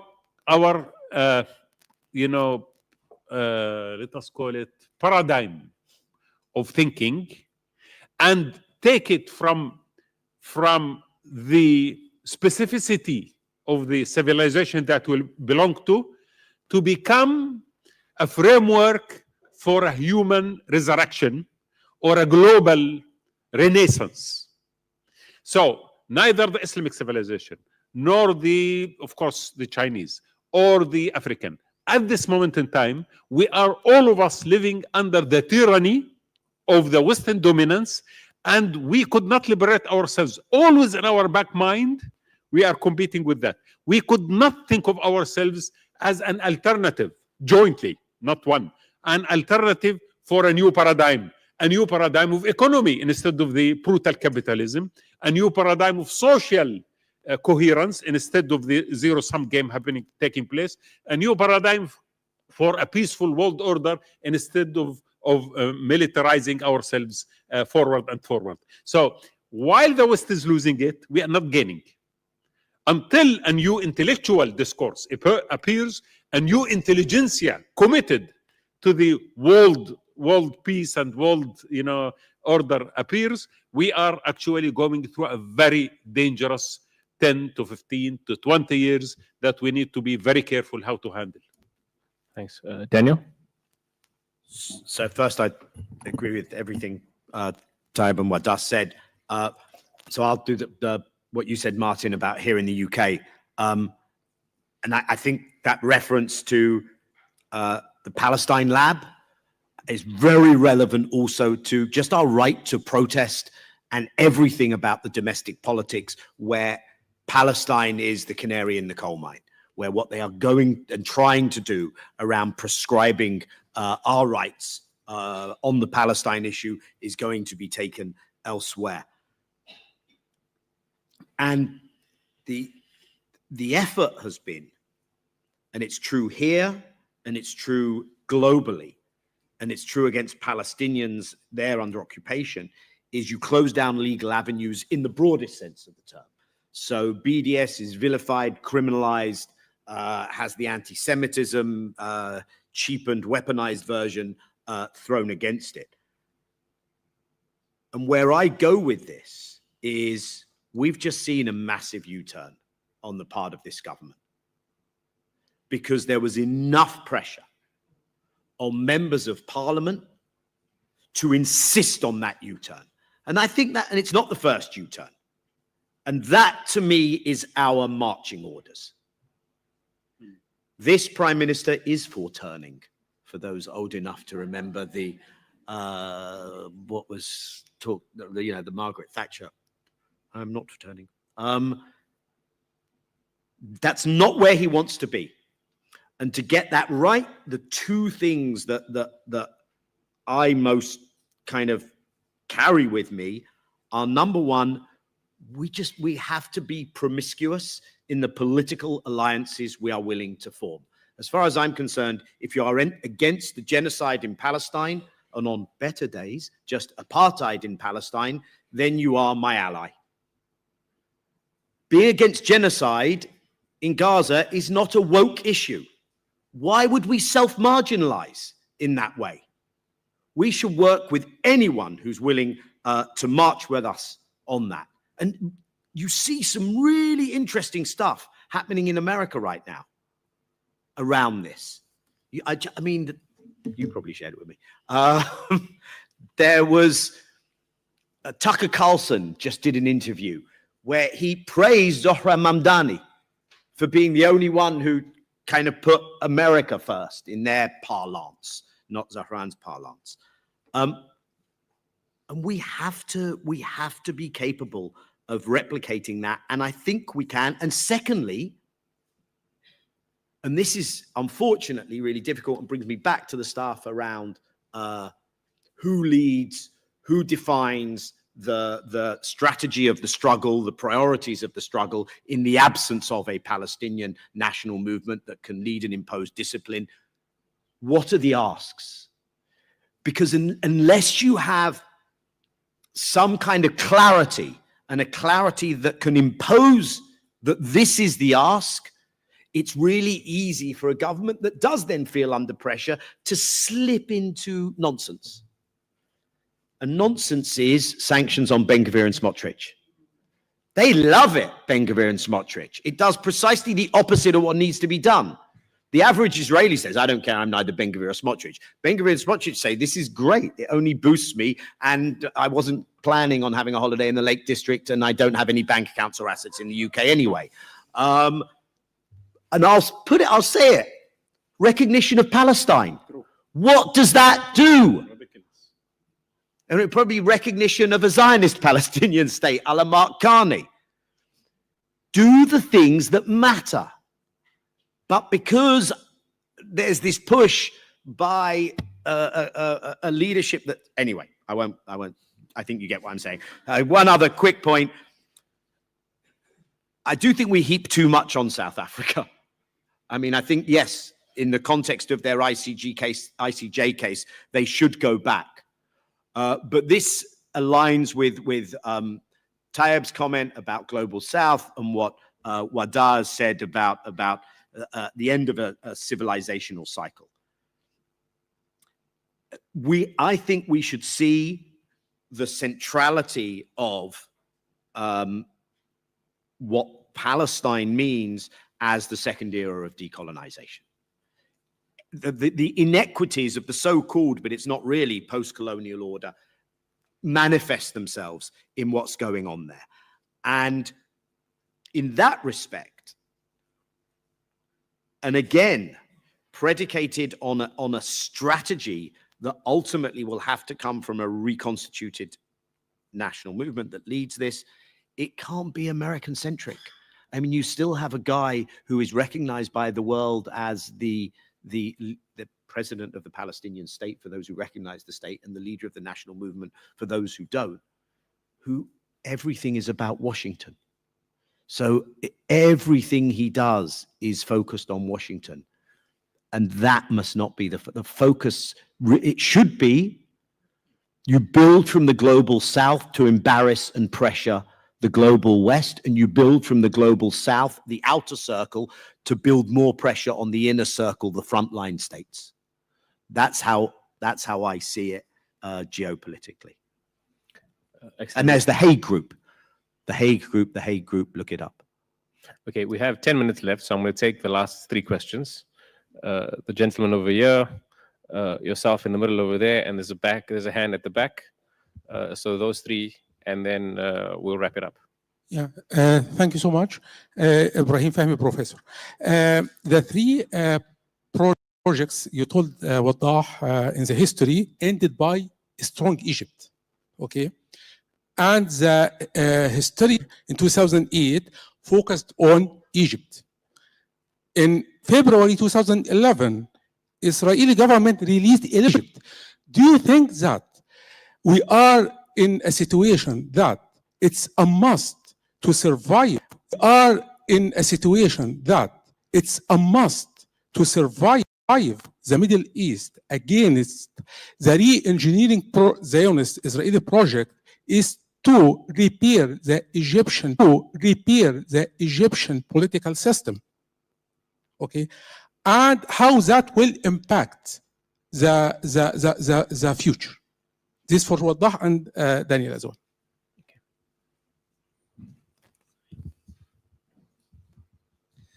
Hi, thanks for a really terrific discussion here.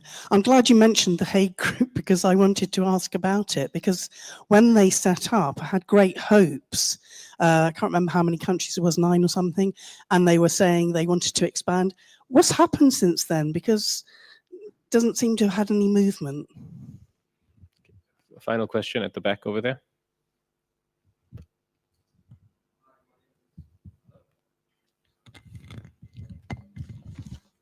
Thanks. Hi, my name is Yaman. I'm a freelance journalist with Channel 4 News and Middle East Eye. I have a question for Wadah. In Daniel's introduction, he took a moment to criticize the current situation of the Palestinian leadership. I want to be very specific here in the West Bank. So I'd like to take Wadah's opinion on what the current official position of the Palestinian leadership is, and what do you think needs to happen to revive the Palestinian national movement? Thank you. Excellent. Wadah? So, one of the most important things in the Middle East is Egypt. No doubt about this. Egypt has the gravity, the population, the size, the geopolitics. But Egypt was never actually, during the Crusaders, just to correct, the Fatimites did an alliance with the Crusaders. So when the Crusaders arrived in Palestine, the Fatimite delegation went to congratulate them and to make an alliance with them against the Abbasi civilization. But guess what happened? The enemy, which is in this case the invader, who did not understand the region, turned the Egyptians into enemies to the Crusaders. So, and this is what Israel is doing right now. So Egypt signed the deal with Israel, okay? And they have tried, I think, to the best of their ability to coexist. But I do believe that the behavior of Israel with Egypt and with Syria soon is going to turn any potential coexistence into enmity again. This is not because of Egypt necessarily, or because of Syria, or because of any other country in the region, because this existential deep fear within the regime, within the Zionist regime, is actually going to turn everyone into an enemy, because they will continue to fragment, weaken, and monopolize power. And no country in the world would love to have a neighbor like that. So automatically, even if you have whatever regime there, the state will start to react to that kind of scheme which the Israelis have. So yes, Egypt will change, and I think the Israelis will help in changing Egypt as well, because they will push it into that direction, provoke whatever left of Egyptian national interest and Egyptian political elite to try to do something about it. And think about it, peace brought to Egypt nothing serious. Really brought a lot of misery to a lot of countries who signed deals. Jordan, Egypt, many others signed deals, and we had huge celebrations. You remember the celebrations about the new Middle East of Shimon Peres, where economy is going to change everyone, everlasting prosperity and happiness. Jordan doesn't have that prosperity and happiness. Egypt does not have that, and I think none of the countries in the region do, because of that deal signed with the Israelis. So this is one. So the second question was about the West Bank. West Bank. I agree with Daniel.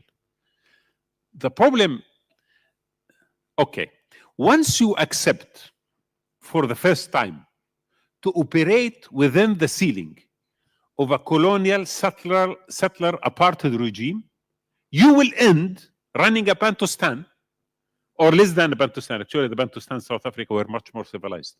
So the issue is the major mistake done by the Palestinian leadership, here PLO, Palestinian National Authority, and so on, is to accept the parameters set by the apartheid state, and then that is always going to be reduced, the ceiling of it is going to be reduced, and they will turn you into a puppet, and they will utilize you, delegitimize you, and then make you basically an enemy of your own people.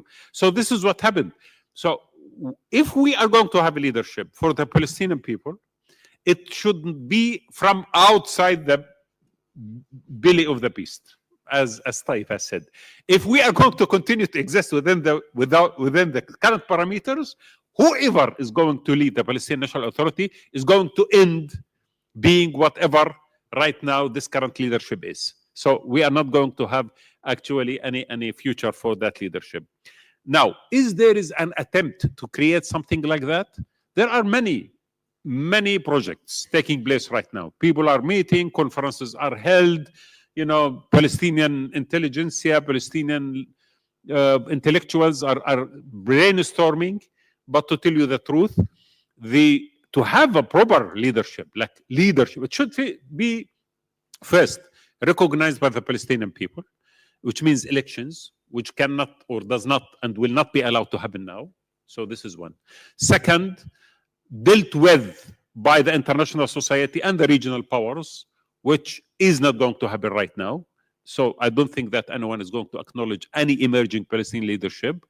And third, that they should have a very clear project. The current project, the Palestinian National Authority and PLO did have is the two-state solution. And the two-state solution is rejected by the Israelis, and it has failed to, as a project, to inspire any kind of peace or a future for peace or a path for peace. So I think a new imagination should emerge from within the Palestinian, intelligentsia, and the new project should emerge. I personally think the two-state solution is a disaster, is not going to happen, and it is a failure for any leadership that is going to have it as a main target. So these are three components should exist, and when it will happen, but when, I don't know.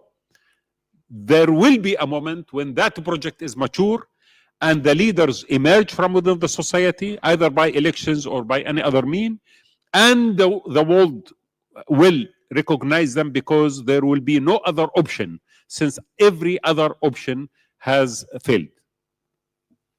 Thanks, Daniel. Daniel on the Hague Group, and then we have 3 minutes left, so we're probably going to go over it, but that's fine. After Daniel, we take 1 minute from each of the panelists, starting with Tayeb, and then Daniel and Wadah. So over to you, Daniel. Then come back for the 1 minute. Yeah. Okay. Hague Group, I just say, look, the Hague Group was established by 9, now 8 countries to actively avoid complicity in war crimes being committed by Israel in Palestine, as defined by the ICJ, in particular rulings. South Africa and Colombia are now co-chairing that group. Malaysia and Namibia, Senegal, 3 other Central American states Central and South American states are part of the group. The intention is for that group to grow. There may be encouraging news on that front in around a fortnight from now. I don't know if this particular grouping is going to be the one that takes us to a place where practical measures are what a group of state actors coalesce around.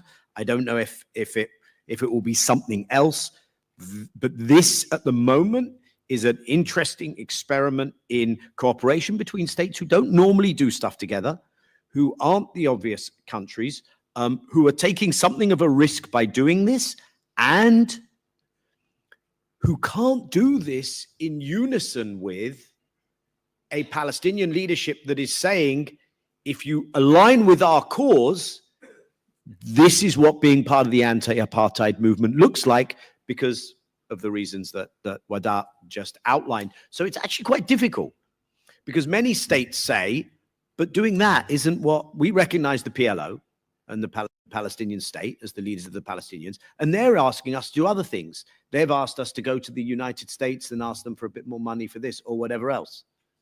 Part of the struggles to grow the Hague Group are part of that broader configuration. Okay, excellent. Closing remarks, starting with you, Tayeb. When I set up ICJP years ago, the problem was relatively clear to me, and it's the same now. And it's the asymmetrical application of the law for Palestinians and Israelis, and that's not changed at all. And that's the problem that we have now. If you apply the law which is great and it works if you apply the law equally to Palestinians and to Israelis, we'll have a system that works properly and we'll have accountability. And suddenly the Palestinians will have the cards in their hands rather than the Israelis having both hands. And for me, I think one message I have in doing what I'm doing is, and working in the way that I'm working, is that the institutions built after World War II by the West, as part of their foreign policy, they really do work. There are many Frankensteins here. I mean, you might argue that, the colonial project of Israel is a Frankenstein that's out of control now. It's not maybe working in the way the West intended it to work, although I think it actually is working in exactly the way the West intended it to work. But these institutions, the ICC, the courts in Britain, the courts across Europe, the courts in America, are Frankensteins as far as the West is concerned, because when the judges apply the law, they have a problem. They have to apply the law that impacts on an external problem, i.e. Palestine, Israel, but whatever law, whatever decision they make impacts domestically as well. And that's a problem for domestic courts. And there's a reason why the United States has sanctioned the ICC. There's a reason why it's worked tirelessly, Israel's worked tirelessly to try to undermine the arrest warrants, is because they're frightened if the law is allowed to work, it will hold them accountable. Otherwise, they wouldn't care, would they? They wouldn't care. The ICC could go and issue 100 arrest warrants. It wouldn't matter. But it does matter. And that's why it's important for all of you and all the people that are watching this live stream as well, that you must not stop the fight. You must talk about this. You must engage with this in your workplace, with your families, with your neighbors, in your politics. Every single engagement will make a difference. Daniel. So when Wadah just talked about that new project, it made me again reflect on something which I do sometimes reflect on, which is what is a nice Jewish boy from Northwest London doing on this panel under the auspices of the International Centre for the Justice. You're from Northwest London, what? Yeah, no, right? I know. Aren't you just a useful idiot for the other side? And it comes from a deep conviction that actual existing Zionism is not doing what's written on the tin.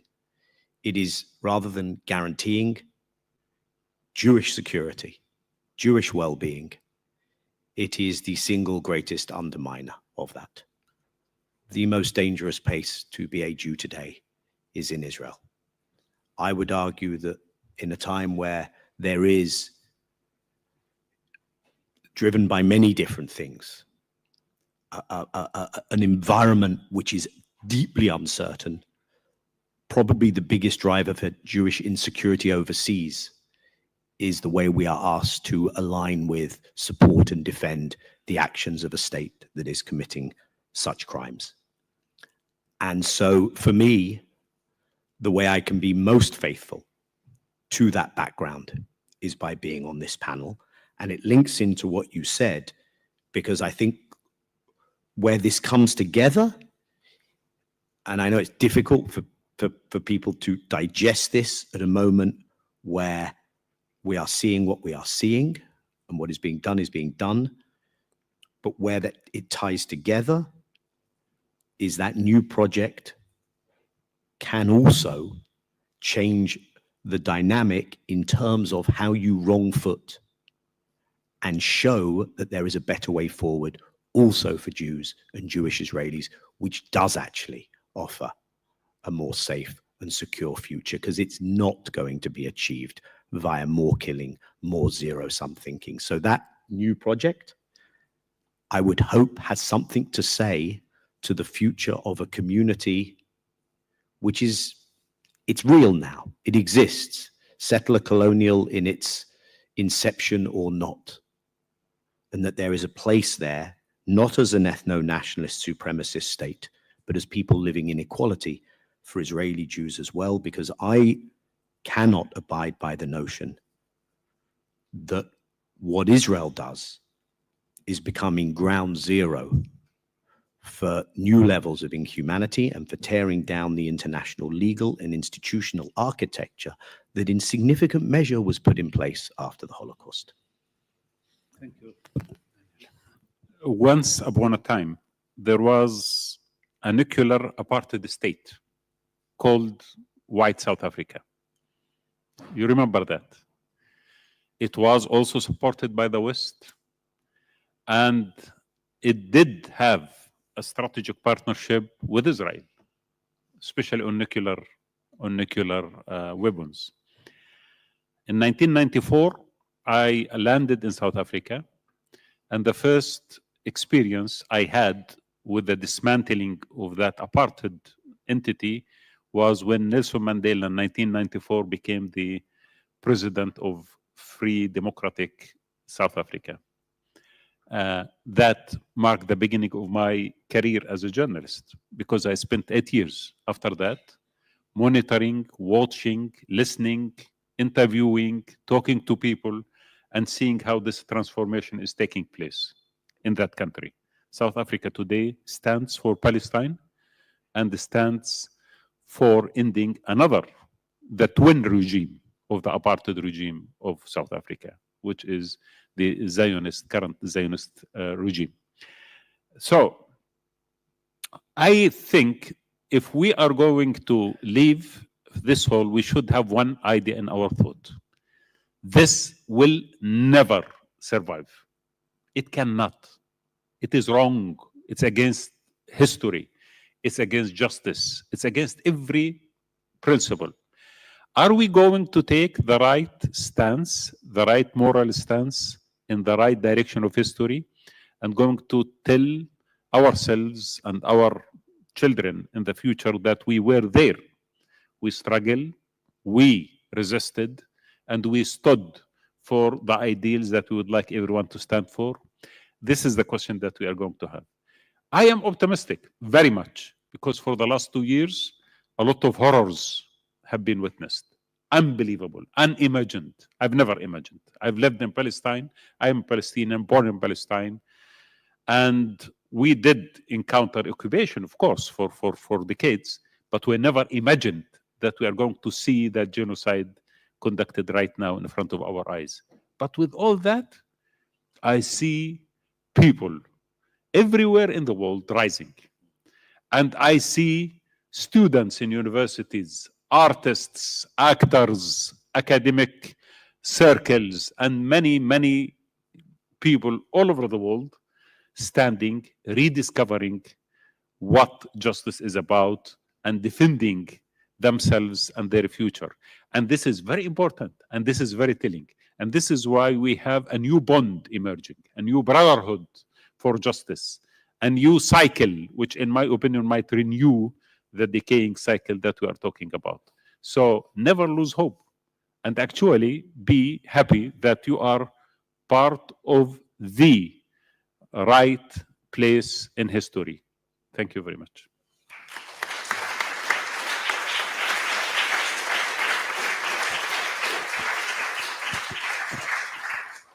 Thank you.